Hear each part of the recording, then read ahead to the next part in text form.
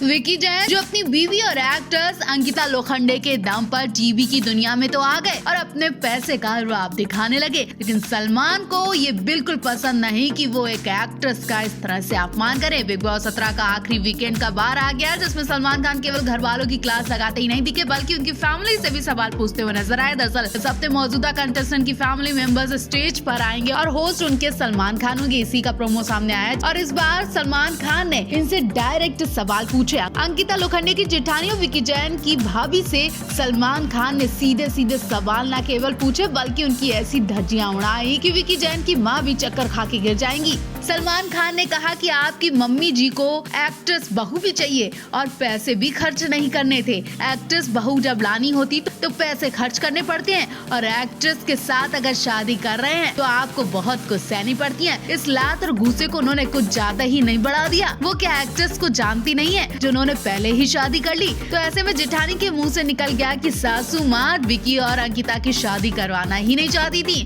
और उसके बाद फिर वो उस बात को छुपाती भी नजर आई। तो सलमान ने पोल खोलते हुए कहा, तो फिर क्यों की शादी?